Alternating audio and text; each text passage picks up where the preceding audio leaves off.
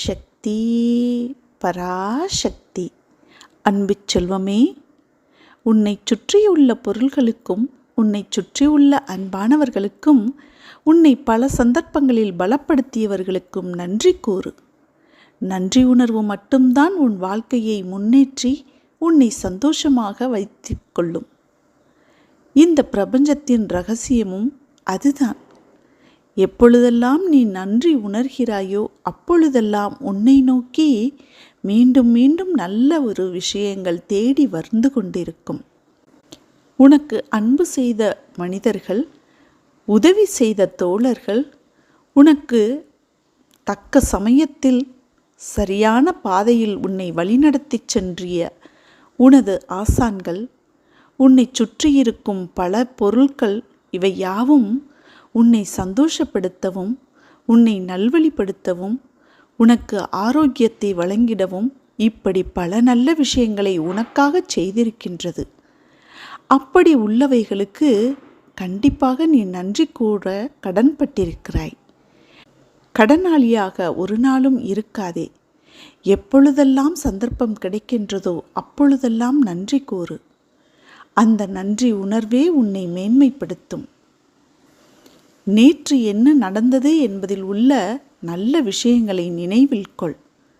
அதுதான் உன்னை நாளையும் மீண்டும் ஒரு நல்ல விஷயத்திற்கு அழைத்துச் செல்லும். நேற்று வரை நடந்தவைகளில் எதிர்மறையான எண்ணங்களை மட்டும் உன் மனதில் பதிய வைத்தே ஆனால் நிச்சயமாக உன் வாழ்க்கை முன்னோக்கி செல்லாது. பயமும் கோபமும் துக்கமும் தான் உனக்கு நிறைந்திருக்கும். அதை விடுத்து இது நாள் வரை உனக்கு நடந்த நல்ல விஷயங்களையும் நேர்மறையான எண்ணங்களையும் உன் மனதில் ஆழ பதிய வைத்துக்கொள். அது நிச்சயம் உன்னை முன்னோக்கி அழைத்துச் செல்லும். இந்த பிரபஞ்சம் உன்னை நோக்கி வரச் செய்யும். எந்த ஒரு விஷயமும் தாமதமாய் நடக்கிறதென்றால் அதற்காக பொறுமை இழந்து தவிக்காதே, காத்திரு. தாமதத்திற்கும் காரணம் இருக்கிறது.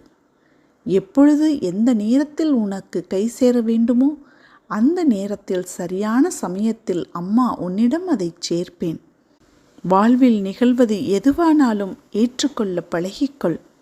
ஏனெனில் நீ கருவாக இருக்கும் பொழுதே அது தீர்மானிக்கப்பட்டது. உனக்கான நேரம் வரும் வரை நீ காத்திருந்தால் மட்டுமே அதை அடைய முடியும். அவசரப்பட்டால் அது முன்னோக்கி வர வாய்ப்பில்லை. எந்த நேரத்தில் எந்த வயதில் எந்த இடத்தில் கிடைக்க வேண்டுமோ அப்படித்தான் அது பிசகாமல் நடக்கும். இதை நீ அவசரப்பட்டு அசைத்து முடியாது. இதெல்லாம் தெய்வ ரகசியம். இதை நீ உணர்ந்து கொண்டால் போதும், உன் வாழ்வின் ரகசியத்தை உணர்வாய். இதற்காகத்தான் அம்மா பலமுறை அமைதியாக இரு, பொறுமையாக இரு, நம்பிக்கையோடு இரு என்று கூறிக்கொண்டிருக்கிறேன். உண்மையை விளங்கிக்கொள். அம்மா நான் இருக்கிறேன் என் அன்பு பிள்ளையே, அருகில் வா, மங்களம் உண்டாகும். ஓம் சக்தி.